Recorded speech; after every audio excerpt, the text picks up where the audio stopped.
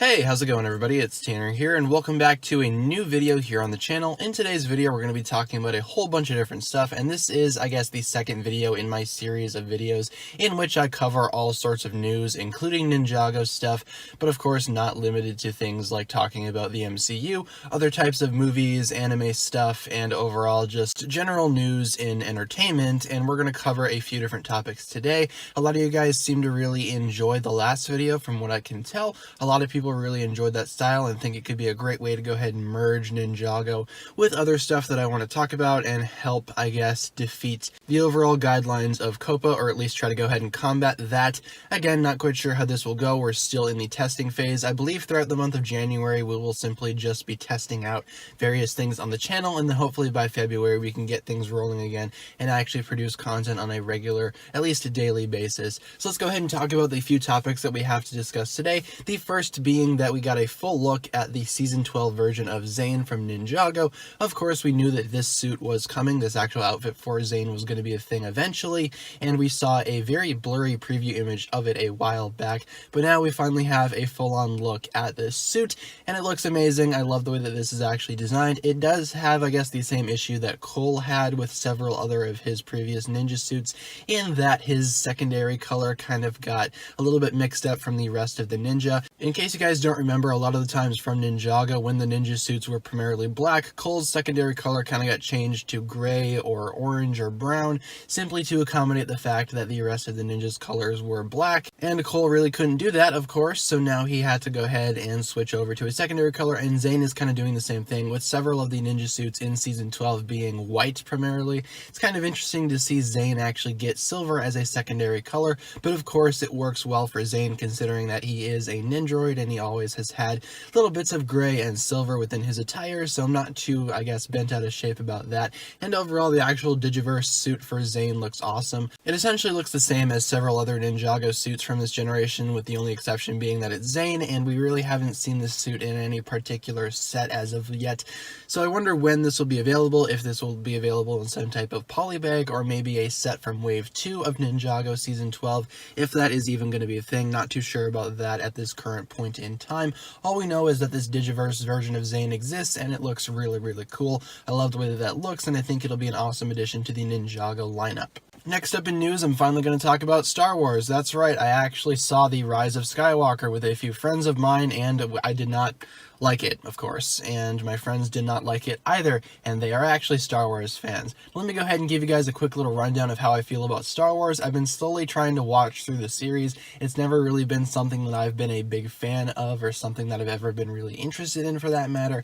I like some stuff from it, but overall the actual series itself is kind of weird to me. I don't really care for it too much, but I do really enjoy The Force Awakens, which is the first in the new, I guess, sequel trilogy for Star Wars, and I really did not care for Last Jedi, as a lot of people really didn't as well, and for Rise of Skywalker I also didn't really care for it too much. Again, there were a few things that I actually enjoyed from it, but overall it just felt really stupid and really lazy to me, so again, not really too thrilled about that. And if I was actually a Star Wars fan, I feel like I'd be more pissed off than I already am, but fortunately, I am not, so I don't really have to care. But The Rise of Skywalker definitely made over $1 billion finally. It crossed that $1 billion mark, which we pretty much knew it was going to, but the box office for Rise of Skywalker has been very, very lackluster compared to previous Star Wars films, even compared to Avengers Endgame, which made $1 billion within the first few days of it being released. And a lot of people thought that Rise of Skywalker was going to top Endgame for the top spot at the box office. Fortunately, it did not, and it's no way going to at this point because it just crossed $1 billion now, so congrats Star Wars. I don't really know what's going on with that, but the series has definitely not been impressing me. And again, I don't really hate Star Wars. There's some stuff that I like from it, just overall, the actual presentation of this movie, especially in terms of, you know, combining it with The Last Jedi and The Rise of Skywalker, all that kind of stuff. Those two movies together just don't make it something that's good. I don't really enjoy it. I liked Force Awakens, though. I can actually say that's a genuinely well-made movie, and it's probably my favorite Star Wars movie that I've seen so far. But yeah, I didn't really care for Rise of Skywalker, and I'm not surprised that a lot of other people really did not care for it either. Next up, let's talk about the Black Widow movie, which is, of course, coming to us 9 years late. Of course, if you guys know my stance on Black Widow as an actual character, I think she's a fine character. I thought she had a good send-off in Avengers Endgame, but now she's getting her own movie, which, you know, it's kind of late for that, don't you think? I always thought that Black Widow should have gotten a movie, but I felt like it should have been released around the same time as like Iron Man 2 or maybe the first Captain America film. Sometime before the first Avengers movie would have been nice for Black Widow, but we're getting it now, like 10 years later, so not too sure how to feel about that. This movie takes place in between, from what I understand, it takes place in between Civil War and Infinity War, so it's definitely a prequel movie, and they're not just bringing back Black Widow for no reason. But we did get a new special look at this movie, and it features a lot more of Taskmaster, which if you guys don't know who Taskmaster is basically a villain. I believe he's also like a Spider-Man villain as well.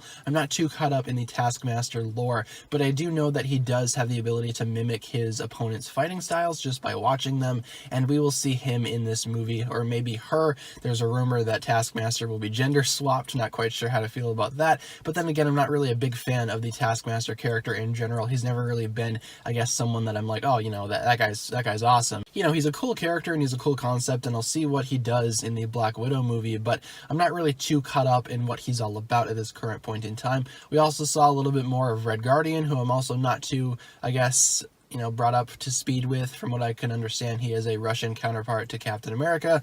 Not too bad there, but overall, this new Black Widow movie, I don't really know how to feel about it. To be honest, a lot of Phase 4 Marvel stuff after Endgame is kind of lackluster in my opinion. There's not really a lot that I'm looking forward to, really, except maybe the third Spider-Man movie, but with the new Morbius trailer out, that's kind of ruined that for me, so not quite sure about that. Phase 4 Marvel looks underwhelming, and part of me thinks that maybe the MCU should have ended off with Endgame and just, you know, rebooted or something like that. But of course, you know, Disney and Marvel weren't gonna do that. There's no way. But bottom line, the Black Widow movie, I feel like Black Widow should have gotten a movie a long time ago, and to have it come out now is kind of weird, and I don't think it's going to be like a trilogy or anything like that. I just feel like the Black Widow character should have been sent off in Endgame, and that should have been it. That'd be like if they made a fourth Iron Man movie after Endgame came out, and it's just Iron Man as a prequel movie, maybe set in between Civil War and Infinity War. Who really knows? I'm not really looking too forward to this movie. You know, it certainly exists, but again, I feel like it should have came out a long time ago. Now let's go ahead and talk about a movie that I actually enjoyed, that being Weathering with You, which is a brand new anime film from the director of Your Name, which is also a phenomenal anime movie that I saw a while back, and I recently went to a fan preview screening with a very good friend of mine, and we saw Weathering with You, and it was beautiful. I really enjoyed this movie. The animation is stellar, the characters are incredible, and overall, just the entire world of this universe, rather, is just insanely awesome to me. I thought it was a really sweet movie and a really well done movie, and we did get these cute little posters at the actual fan screening, so that was awesome. But overall, Weathering with You was a very, very good film, and this film basically just backs up my stance that anime movies in general should get more recognition when it comes to things like the Oscars and from the Academy. They should get a lot more recognition, especially in the most recent years. We had things like, you know, again, Your Name coming out. We had A Silent Voice, which was another really sweet anime movie that for some reason did not make it into the best animation category at the Oscars, but instead we got The Boss Baby. So that's basically how the Academy feels about animated films, I guess. I mean, this year from the Oscars, we had some decent animated films actually get in there. We had How to Train Your Dragon 3, which I thought was really good, but it's nothing compared to Weathering with You, which I thought was a very, very cool movie and a very well done movie.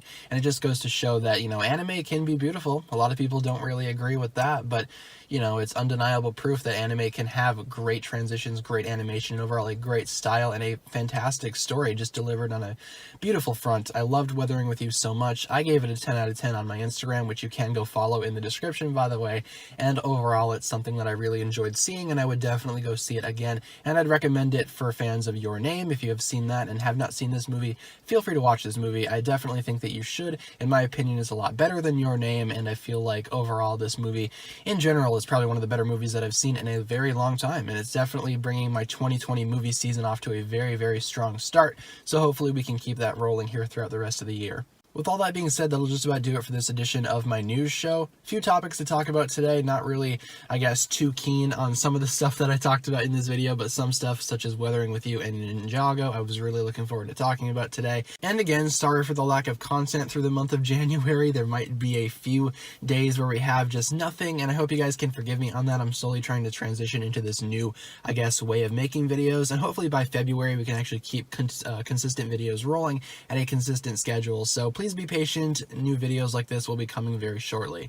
With all that being said, be sure to like, comment, subscribe, do all that fun stuff if you enjoyed the video, and be sure to check out the links down below in the description for my other forms of social media, whether it be my Discord, my Twitter, my Instagram, all that kind of stuff. Feel free to go check that out down below, and also big shout out to my Patreon supporters, including the Marvelous Jan. Thank you guys so much for watching this video once again, guys. I hope you enjoyed it. My name is TannerFishies, and with that, I bid you farewell.